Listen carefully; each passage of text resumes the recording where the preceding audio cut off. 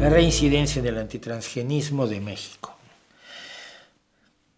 Cuando Elena Álvarez Bulla se lanzó contra los cultivos transgénicos y concretamente el maíz, fue cuando yo me hice consciente que teníamos ahí una persona peligrosísima, porque había hecho una organización, la Unión de Científicos Comprometidos con la Sociedad, que se suponía que era contra las armas nucleares y que luego la usó para promover su obsesión enfermiza en contra de los cultivos transgénicos.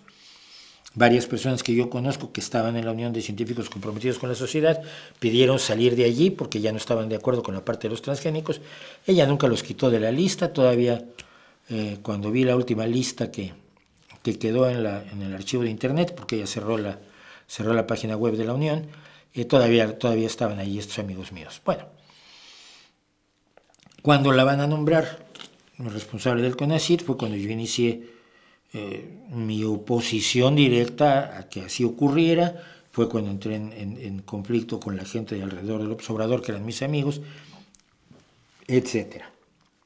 A lo largo de los años se ha demostrado que los cultivos transgénicos no causan ningún daño a las personas que los consumen, ningún daño a los campesinos, a los agricultores que las plantan y las cultivan, ningún daño al medio ambiente, ningún daño a la tierra, ningún daño a nada, porque son cultivos normales y corrientes que tienen un pequeño agregado para ser más productivos, más eficientes. Ella se lanzó contra el glifosato cuando en realidad el maíz más útil como cultivo transgénico es el maíz BT, que no usa glifosato, sino que por el contrario tiene su propio plaguicida, que ese plaguicida es un gen que se toma del Bacillus thuringiensis, que por eso se llama maíz BT, Bacillus thuringiensis. No se mataron para ponerle nombre. Ella se armó Sin Maíz No Hay País, llamó a gente que sabe tanto de genética como el cantante de Café Tacuba, o pintores y actores y cantantes que, ¡ay, el maíz transgénico es malísimo! ¿Y cómo lo sabes? Pues no lo sé. Oye, pues que aquí hay 250 estudios que dicen que todo lo que dice ella no es cierto. Ah, pero ella tiene uno. Sí, pero se lo retiraron incluso de la revista donde lo habían publicado. No, ese es el único bueno. Los otros 250 no. Y durante su función al frente del Consejo Nacional de Humanidades, Ciencias y Tecnología, como quiso ponerle ella, persiguió a los científicos como la doctora Beatriz Schott-Konostle, que han defendido el uso de cultivos transgénicos en México con la siguiente maldad: la idea de que los campesinos mexicanos puedan ser más productivos, puedan gastar menos en pesticidas, puedan gastar menos en fertilizantes, puedan tener cosechas más abundantes, más sanas, por lo tanto puedan vender mejor sus cosechas y salir de la pobreza. Ah, ¿cómo puede ser posible eso? De ninguna manera. La salida de Álvarez Bulla del gobierno mexicano, sin embargo, pues no dio como resultado una reorganización de esta enorme mentira que tejió a lo largo de más de una década. Yo hice varios programas al respecto, varios vídeos al respecto, sin ninguna utilidad al final. Mis amigos acabaron odiándome. Pero venía una científica, la doctora Claudia Sheinbaum, que es doctora, es licenciada en física y doctora en medio ambiente. Pues vale. Entonces ella seguramente va a adoptar la idea de que, aparte de los 250 que hace 10 años le poníamos a Elena Álvarez Bulla, pues hay experiencias como la de la berenjena transgénica en Bangladesh, que fue hecha con dinero público. No depende de Monsanto, no.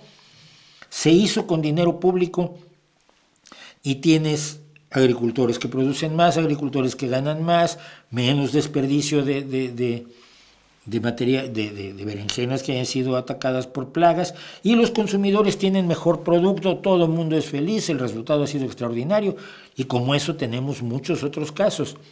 Sin contar con que ya terminaron las patentes de muchos de los transgénicos y hoy se pueden usar libremente. Esa idea de que hoy le tienes que pagar a Monsanto si miras mucho un maíz transgénico es otro mito. Pero bueno, viene la científica.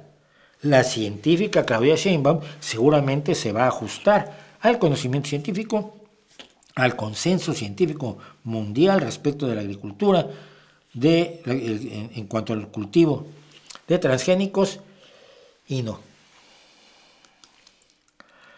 Sheinbaum presentará una iniciativa constitucional para prohibir los transgénicos en México. Ya están prohibidos.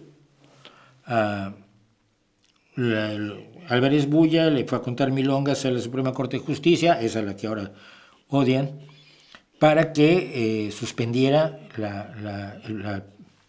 el cultivo de maíz transgénico en México, para que suspendiera el cultivo de algodón, para que suspendiera el cultivo de soja, y creo que en México actualmente no se planta ningún transgénico. Pero si lo elevas al rango constitucional, seguro es mejor, o por lo menos es más mediático. Científico no es de ninguna manera. Científico no es de ninguna manera. Y te voy a decir qué es lo peor. Gente que me conoce, que ha visto la información que yo he dado y ha podido acceder a los estudios que yo he citado y que por supuesto los científicos pueden ir a ver, porque no se trata que yo tenga aquí, que yo sea la fuente final, yo soy una fuente secundaria, yo te cuento lo que dicen los estudios, tú ve a ver los estudios. Gente cercanísima a la presidenta Sheinbaum, algunos de ellos considerados su consejero principal, al que siempre acude, porque carbura muy bien él, sabe perfectamente que el tema de los transgénicos es un timo. Sabe perfectamente que al no plantarse maíz transgénico en México, los únicos que pierden son los campesinos mexicanos, que producen menos. Porque México tiene un precio de garantía del maíz. Pero ese precio de garantía es para el maíz que vendes, no para el que no produjiste.